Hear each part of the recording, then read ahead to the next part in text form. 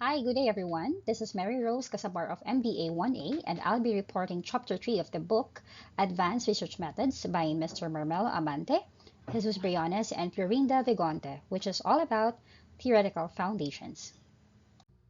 So, what is theoretical foundations all about? So, these are the essential key ideas, hypotheses, and models that underpin scholarly research.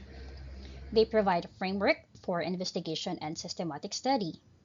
This section lays the groundwork for the study's goals and significance by identifying the research intended gap or issue. So, the purpose mainly of theoretical foundations serves to contextualize research within its broader academic and practical significance. It also establishes a clear direction for the study, ensuring that research is intentional, pertinent, and contributes meaningfully to the discipline. So, as part of the importance of the study, it is a strong foundation that ensures research is grounded in established knowledge, guiding research objectives, methodologies, and contributing to the advancement of the discipline. So, let us go ahead and discuss the key concepts one by one. So, first concept is the background of the study. It is a crucial component of research that contextualizes and justifies the study. Account describing the circumstance which suggested the research, and includes the rationale for conducting the study. So it consists of historical context, which first outlines the evolution of the problem over time, provides a narrative of the problem's origins and development, and it helps readers understand the social, cultural, economic, and political dimensions of the problem. And as part of the knowledge gaps, it identifies gaps in existing knowledge or practice. It highlights areas where previous efforts have fallen short or where new developments demand attention. It demonstrates the study's value and prospective impact on knowledge advancement and social problems. So, mainly the purpose of the background of the problem serves as a foundation for the study, providing context and rationale, where it explains the origin and nature of the problem. It highlights its significance and the need for the study. It culminates in a clear and concise problem statement that guides the research questions and objectives. So this slide shows you the key components of the background of the problem. First is the historical context, which examines the problem's evolution over time. We have the current state, which analyzes the contemporary data, trends, and statistics. Third, we have the theoretical perspectives, which reviews the theories and models explaining the problem. Next is the socio-economic impact. It examines the problem's effects on social groups, economies, and communities. We also have the policy and governance issue, where it analyzes existing policies, regulations, and governance structures. Next is the technological and environmental factors, which considers the influence of technology and environmental conditions for the study. Then we also have the cultural and societal norms, which explores how cultural beliefs, values, and practices contribute to the problem. Part of that is the previous research, where it summarizes key findings from past studies. And then last thing is the research gaps, where it identifies areas where further investigation is needed. So what is the importance of having or presenting a comprehensive background of the problem? It provides a solid foundation for the research, helping to, of course, understand the problem's complexity and persistence, identify research gaps and justify the need for the study, and then, of course, develop effective solutions and interventions related to the study. To help you in creating a solid background of the problem, here are some additional considerations to effectively introduce the research problem. First is objectives of the study. So you have to clearly outline what the research aims to achieve, providing direction and focus, present specific inquiries to the study will address, and then guiding the research design and methodology. Then we have the hypothesis. This, of course, should present specific testable statements about expected relationships between variables for studies involving hypothesis testing. And then we have the significance of the study, which explains how or why the research is important, and its potential benefits and its contribution to the field. Then we have the scope and limitations, where it defines the study's boundaries, acknowledging constraints, and of course, its challenges. Then we have the conceptual framework, which illustrates relationships between key concepts and variables guiding the research. And then we have the conclusion, which summarizes key points, reiterate the study's importance, and provide a transition to a subsequent sections. So what is the importance of having this? Additional considerations to help establish, of course, a solid foundation for the research, providing a context and rationale to the study. And then, of course, it will ensure a comprehensive and impactful research endeavor. So the figure on the right side, which you can see in the slide, shows us one sample of a clearly stated background of the problem. As you can see in this reference point, it, of course, would guide you in creating the background for your chosen study or research. So we now have the second concept of your studies framework, which is the review of related literature. So what do we have on this part? So review of related literature synthesizes existing knowledge, identify gaps, and provides a foundation for research methodology and data analysis. It establishes the theoretical and conceptual framework of the study. It also identifies gaps, inconsistencies in current research. It also provides a foundation for the research methodology and data analysis. Mainly, the importance of this part, of course, is to establish theoretical and conceptual framework, identify gaps, and of course, inconsistencies of your current research. It also provides you foundation for research methodology and your data analysis. It also contributes to broader understanding of research problem. So here are its key components. First, we have the introduction to review to related literature, where it outlines purposes, scope, and key terms. We have the historical evolution and key milestones, which traces the development of ideas, theories, and methodologies. Third, we have the theoretical foundations, which discusses the theoretical perspectives and applications of the study. We also have the conceptual framework and models, which evaluates existing frameworks and models. And then fifth, we have the future research directions, which identifies areas for further investigation. And then lastly, we have the conclusion and summary, which summarizes key findings and insights of the study. All right, so to present a comprehensive review, researchers should consider the following. So here are considerations for effective review of related literature. We first have the methodologies and research designs. So this should evaluate strengths and weaknesses of approaches used in previous studies. Next, we have the empirical studies and findings, which of course synthesize key findings, including statistical data, qualitative insights, and theoretical implications. Third, we have the critical analysis and synthesis, which assess quality and credibility of literature, identifying gaps and inconsistencies. Fourth, we have the emerging trends and innovations, which discuss recent advancement and innovations influencing the research field. We also have the practical applications and implications, which examines how research findings have been applied in the real-world settings. Then sixth, we have the policy and regulatory perspective, which evaluate how research has informed public policy and regulations. And then we have the cultural and social context, which explore how cultural beliefs, societal norms, and demographic factors influence the research topic.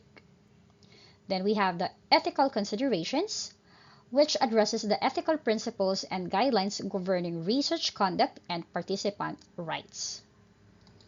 Then we have the limitations and critics, which acknowledge shortcomings and constraints of the the narrated review.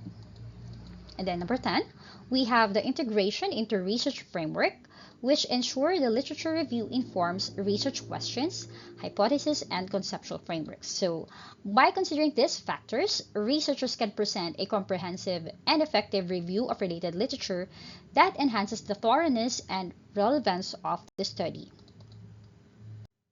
Okay, so this slide shows us the sample of a clearly stated review of related literature captured in the book, which you can use as reference guide in creating the literature of your study.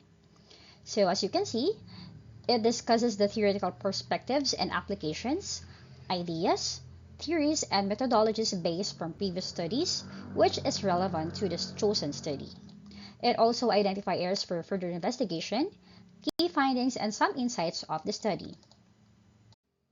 So let us now have this time the third concept, which is theoretical framework. So what is the theoretical framework all about? So it serves as the conceptual foundation guiding the research development. It integrates relevant theories, concepts, and models to explain the phenomenon under the investigation. It also serves as a fundamental basis for comprehending the topic and directing the research process. It also guides the selection of variables, development of hypotheses, and choice of research methods. So let's have the key component of this part of theoretical framework. We have the conceptual definition. It is a clear definition of key concept and terms. We have the theoretical perspectives, which is the integration of relevant theories providing explanations or frameworks. We have the variables and relationships, which is the identification of variables and hypothesized relationship of the study. Assumptions and propositions, we have that also, which is the explicit statements about expected relationship or outcomes. We have the critic evaluation, which composes of guides research design, selections of variables, development of hypotheses, and choice of research methods. We also have the enhanced knowledge progress, which contributes to acknowledge or academic scholarship, practical application, and societal influence. It also facilitates critical thinking, which evaluates theoretical frameworks' applicability, relevance, and explanatory capacity. We have the fifth component, which is the practical applications, which discusses first solution development, contributes to creating solutions, strategies, and policies addressing real world problems. It also has informed decision making, incorporating theoretical frameworks informed decision making in research, policy, and practice. Then we have the last component, which is the future directions. This is an avenue for investigation, proposes areas for additional research and enhancement of theoretical frameworks. It also presents emerging patterns which identify novel theoretical viewpoints and unresolved inquiries requiring further examination. So this slide shows you the sample of theoretical framework. In this part, you can use some diagrams, models, to interconnect your study's variables and its relationship with one another, development of hypotheses, and choice of research methods. So now let's go over the fourth concept, which is the conceptual framework. So what is a conceptual framework all about? It is a graphical or written representation that shows the main variables and their postulated connections in a study. It is a representation of the relationship you expect to see between your variables or the characteristics or properties that you want to study. It also connects the theories, assumptions, beliefs, and concepts behind your research and presents them in a pictorial, graphical, or narrative format. So key functions of this part provides a logical and organized way to comprehend the research problem, directs the creation of research questions, hypotheses, and methodology. It also offers a theoretical foundation for understanding phenomenon, and guides the selection of suitable research and methodologies and data analysis procedures. So, importance of this part of your study? It, of course, fulfills the multiple functions in research, providing first clarity and precision in defining terminology. It also provides a systematic method for developing research questions and hypotheses. Third, it serves as a guidance in choosing research methodologies and data analysis procedures. So by using a conceptual framework, researchers, of course, can ensure a well-organized and logical approach to their study, ultimately contributing to the validity and reliability of their findings. So what are the elements comprising a conceptual framework? We have first the conceptual definitions. It is a clear explanation of fundamental ideas and vocabulary. We have the variables. This is an identifying measurable features or characteristics essential to the research topic. We have the relationship. is specifying assumed connections between variables based on theoretical reasoning or empirical evidence. We also have the assumptions, which clearly stated assertions regarding fundamental assumptions or principles shaping the framework. We also have the development and application of the conceptual framework, which is first the progression and building, which is systematically finding pertinent theories, reviewing literature, and combining concepts into a cohesive structure. We have the theoretical underpinnings, which is incorporating theoretical viewpoints and framework to comprehend the research topic. We third have the research design and application, which is a guiding decision on the data collection, sampling, strategies, and analytical methodologies. Then we have the critical analysis and assessment, which is the evaluating coherence, theoretical underpinnings, and applicability to the study topic. Then we have the real-world uses, which is a practical application in shaping policy, practice, and interventions across diverse domains. So we also have the prospect for the future. So it identifies areas for further investigation and improvement of conceptual framework.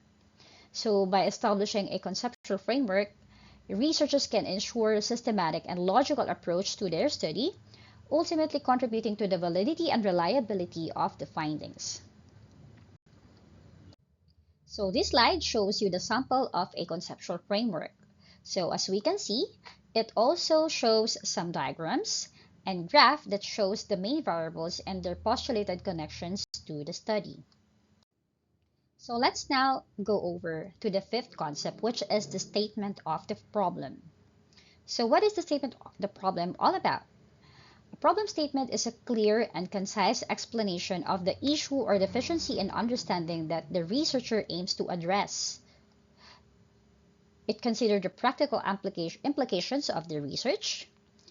It also examines how the results of the study might be applied to tackle the problems, shape policy decisions, or enhance practical implementation. It also ensures that the research is focused, relevant, and meaningful, ultimately contributing to the advancement of knowledge in the field. So what are the key components of the statement of the problem? First, we have the overview of the problem statement, where it denotes a particular problem, state, or circumstance that requires examination. It also establishes the framework for the study, emphasizing the significance and value of investigating the topic. Next, we have the problem definition, which is a comprehensive description of the issue, its characteristics, extent, and consequences. Third, we have the background information inside a specific context. This is a contextual backdrop, including relevant literature, prior research, and theoretical frameworks. We have the rationale for the problem, which is the justification for the issue's importance and necessity of addressing it. We fifth have the areas of research that have not yet been explored or adequately studied, or what we call the research gap. So this is an identification of areas where current research is limited, inconclusive, or non-existent. Then we have the sixth component, which is the purposes and inquiries. This is a clear articulation of research goals and inquiries. Then we also have the formulating hypothesis, which is the precise conjectures regarding the connection between the variables that we have chosen. Then we have the importance of the research, which is the explanation of the study's contribution to knowledge and its significance.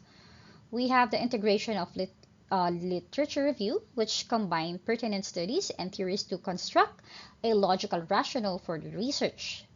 It conducts a thorough and analytical assessment of the current body of literature.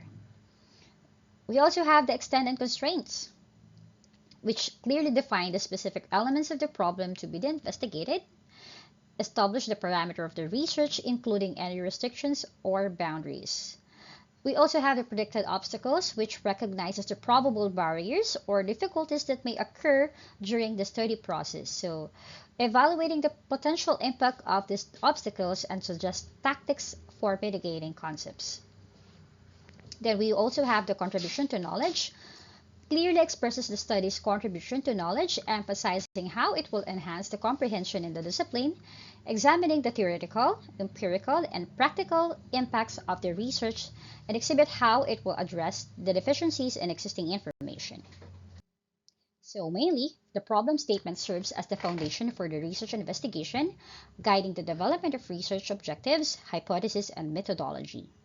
We have its importance, of course, a well-crafted problem statement ensures that the research is focused, relevant, and meaningful, which ultimately contributes to the advancement of knowledge in the field. So here's one sample you can use as a reference guide in creating your statement of the problem. So as we can see, it shows us calmly some breakdown of the demographic profile, respondents, significant differences, and relationship to the study. So let's now go over to the sixth concept, which is the null hypothesis. A null hypothesis is a statement that asserts the absence of any impact distinction or correlation between variables within a study's framework. So the purpose is, of course, the main objective is the null hypothesis to present a statement that can be examined using statistical techniques. Key components are, of course, first, development. Formulating a null hypothesis entails explicitly articulating the anticipated result that signifies the absence of any effect or association. Second, we have the evaluation, which is the testing the null hypothesis entails collecting data and subsequent analysis using statistical tests. We have the importance level and probability value, which is the significance level is compared to the value to make a decision. So what is the role in a scientific inquiry of the null hypothesis? It is, of course, a crucial in scientific investigation as it offers a systematic method for testing theoretical predictions of your study. So below is a captured sample that you can use in creating your hypothesis or your HO. So here, we can see that the main objective of the null hypothesis is to present a statement that can be examined using statistical techniques. So we then have the seventh concept, which is the significance of the study. The significance of the study explains the importance and potential impact of the research. Its purpose is to justify the importance and demonstrate the potential contribution to current knowledge, practice, policy, or future research. It also highlights its potential to contribute to various aspects of society, including academia, practice, policy, and individual well-being. Alright, so this slide shows us the key areas of significance where your study must discuss. So let's go over one by one. So there are overview of the study's importance, real-world applications, addressing a societal challenges, improving professional performance, economic benefits, environmental preservation, promoting innovation, ethical and moral considerations, addressing the disparity in access to digital technology, contribution to the advancement of academic knowledge, policy implications, technological advancement, personal growth and development, educational impact, community well-being, cultural and social understanding, enhancing standard of living, and then promoting evidence-based decision-making. So overall, the significance of the study highlights its potential to contribute to various aspects of society, including academia, practice, policy, and individual well-being. So here's one sample of the significance of the study, captured from the book as well. As we can see, it discusses how the study is beneficial, shows the importance and potential impact of the research to different groups, like as mentioned, the teachers, school head administrator, students, and the likes. Researchers, and mainly to the society or certain community. So let's have another concept, which is the scope and limitation. The scope and limitation section, where it defines the parameters and possible limitations of the research. It enables readers to critically assess the findings and comprehend the potential consequences and constraints of the research. It refers to the several elements that affect its validity and reliability, including the size of the sample, the technique used, the tools used for data collection, external circumstance, and ethical considerations. So its key components are, of course, research goals, demographic of interest, geographic region, temporal duration, nature of the study, whether exploratory, descriptive, explanatory, or experimental. We also have the types of limitations, which is the sample size, the methodology employed, data collection, exogenous variables, ethical considerations, temporal constraints, resource limitations, technological constraints, generalizability issues, subjectivity and bias, and last, of course, data quality issues. So, what is the importance of acknowledging limitations of your study? Of course, it recognizes the constraints of a study is essential for offering an impartial and pragmatic understanding of the results. It understands the context in which the study was conducted, allows readers to assess the validity of the results in a critical manner. So here's one sample you can use for this part of your research. It, of course, again, captured from the book. So let's have the last concept of research, which is the definition of terms. So it is essential for explaining the fundamental concepts and terminologies used throughout the investigation. It works just like a glossary but have a different twist, where it is an alphabetical list of terms or words found used in the research. So the importance is, of course, give a common understanding of key terminologies among readers and researchers. So here's also the key components of the definition of terms. We have first the theoretical definitions, which explains the meaning of a term as stated in existing literature. Next, we have the contextual definition. It's a clarify how a term is precisely employed within the study's setting. Then we have the operational definition, which explicitly state the methods and criteria used to measure or observe a notion. So significance of operational definitions, of course, to enhance the clarity and precision, ensure reliability and accuracy, facilitate, of course, replication and accuracy, and then facilitate the essential to hypothesis testing. So its main role in your research are to, of course, establish a shared vocabulary, prevent misinterpretations, enhance transparency and replicability, and then facilitate comparison and accumulation of knowledge. All right, so here's one sample of definition of terms captured from the book. And as said, it works just like a glossary of the book, where it states the words, vocabularies, arranged in an alphabetical order form with its meaning, description, to how it has been used in your study. So this ends my report, everyone. I hope you find it helpful in creating or have at least given you some insights in creating this part of your research. So let us not forget some words of wisdom from Mr. Neil Armstrong to keep us motivated in drafting and creating research. As he said, research is creating new knowledge. So thank you everyone and have a great day.